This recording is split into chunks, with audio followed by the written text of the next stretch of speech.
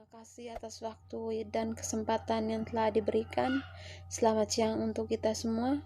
Perkenalkan, nama saya Rosalia Cienda dengan NIM 16230300022, kelas A reguler sore. Tujuan dari pembuatan video ini yaitu untuk memenuhi tugas dari mata kuliah Sosiologi Terapan yang diasuh oleh Bapak Lazarus Jihamad, SOS MA. Video kali ini yaitu untuk membahas review buku yang ke-8 dengan judul buku Teori Masyarakat Informasi. Informasi sudah dianggap sebagai ciri khas dunia kita yang sekarang, di mana sekali ekonomi dibangun di atas industri dan penaklukan. Kita sekarang menjadi bagian dari informasi global ekonomi. Media yang memperluas pekerjaan informasi dan internet meyakinkan banyak orang bahwa tinggal di masyarakat informasi adalah takdir dari kita semua. Mengatasi di era arus informasi, hubungan virtual, dan perubahan besar merupakan tantangan bagi satu dan semua. Kritikus keberatan dengan mereka yang menegaskan bahwa di era tertentu teknologi pertama kali ditemukan dan kemudian berdampak pada masyarakat sehingga mendorong orang untuk merespons dengan menyesuaikan diri dengan yang baru. Memiliki hak istimewa di atas segalanya. Oleh karena itu, berkaitan dengan identifikasi seluruh dunia sosial, zaman otomatis, atom umur atau diskon pada tahun 1974. Keberatan utama di sini bukan hanya karena hal ini secara teknologi tidak dapat dihindari, determinis. Dalam teknologi itu dianggap sebagai dinamika sosial utama dan sebagai proses perubahan yang terlalu desainer untuk paling cemerlang begini, tetapi yang lebih penting adalah bahwa ia terdengar drastis menjadi divisi yang sepenuhnya terpilih.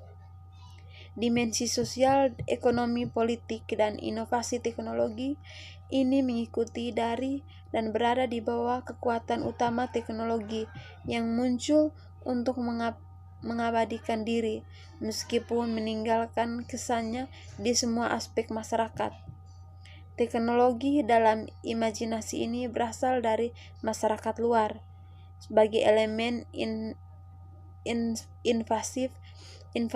invasifmen tanpa kontak dengan sosial dalam perkembangannya. Namun ia memiliki banyak sekali konsekuensi sosial bila berdampak pada masyarakat.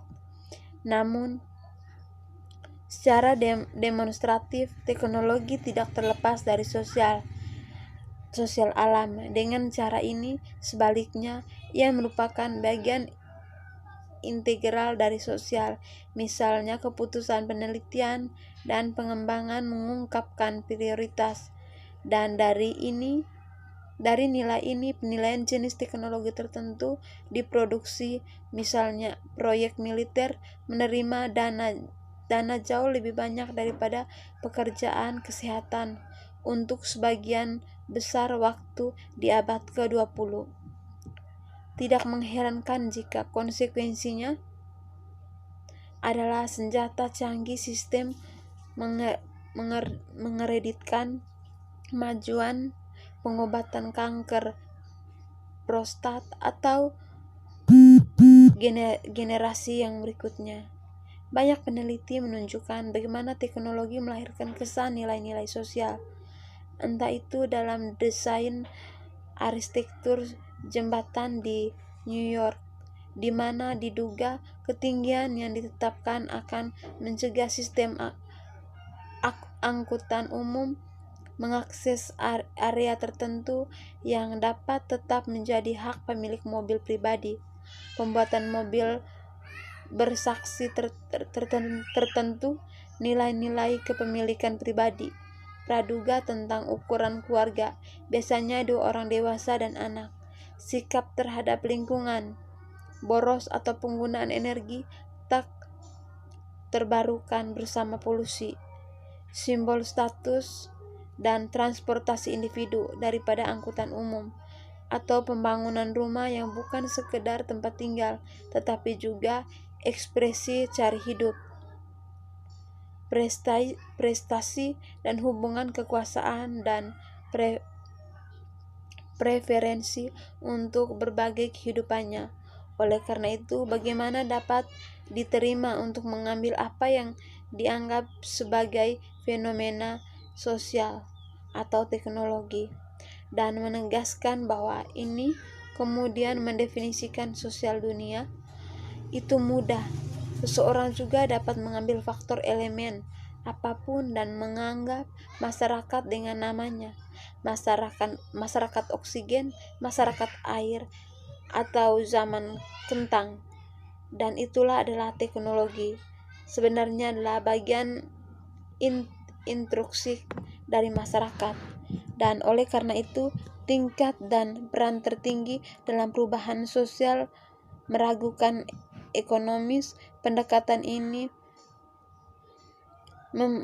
menentang pertumbuhan nilai ekonomi dari aktivitas informasional. Jika seseorang dapat merencanakan peningkatan proporsi produk nasional bruto atau GNP dipertanggungjawabkan oleh bisnis informasi, karena secara logis ada benarnya yang nama seseorang dapat mendeklarasikan pencapaian ekonomi informasi.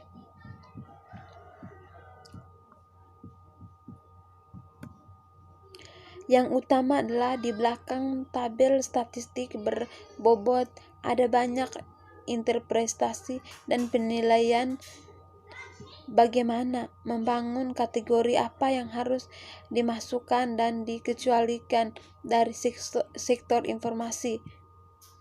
Dalam hal ini, yang sangat mencolok adalah terlepas dari perbedaan mereka, dan Porat membuat kategori yang mencakup sektor informasi yang membesar-besarkan nilai ekonominya. Ada alasan untuk menanyakan fasilitasnya, misalnya memasukkan dalam industri pengetahuannya bangunan informasi yang dasarnya mungkin adalah bangunan untuk universitas dan perpustakaan, berbeda dari yang ditujukan untuk gudang teh dan kopi. Tetapi bagaimana kemudian mengalokasikan banyak bangunan yang pernah terstruktur tujuan perubahan, atau dulu banyak departemen universal berada, rumah domestik, dan beberapa ruang kuliah di gudang yang diubah.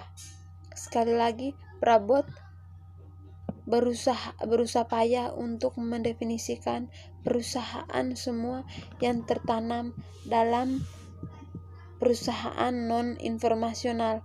Tetapi apakah itu bisa diterima dari anggapan yang benar itu di sebuah perusahaan petrokimia melibatkan aktivitas informasi untuk misalnya dari elemen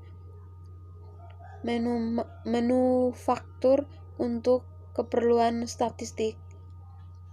Sangat mungkin bahwa aktivitas menjadi kabur dengan bagian terkait erat dengan sayap produksi, dan setiap pemisahan karena alasan matematis tidak sesuai dengan pertanyaan.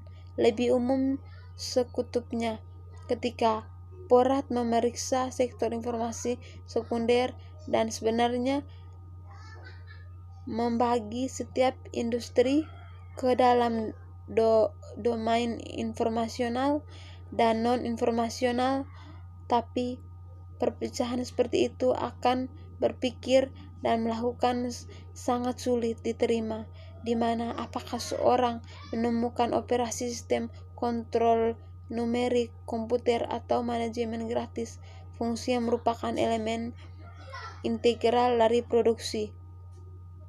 Keberantasan di sini adalah bahwa Porat agar sewenang-wenang membagi dalam industri untuk meletakkan sekunder sektor informasi sebagai lawan dari rumah non-informasional. Kesulitan lain adalah bahwa data agregat pasti sangat homogen. Kegiatan ekonomi parate di balik itu mungkin untuk mengetahui bahwa pertumbuhan nilai ekonomi dari iklan dan televisi merupakan indikasi dari suatu informasi masyarakat, tetapi seseorang dibiarkan dengan dorongan untuk membedakan antara aktivitas informasional atas dasar kualitatif. Antuisme para ekonomi informasi untuk menempatkan lebih harga pada segala hal memiliki konsekuensi tidak menguntungkan karena tidak memberitahu kami dimensi yang sangat berharga dari sektor informasi.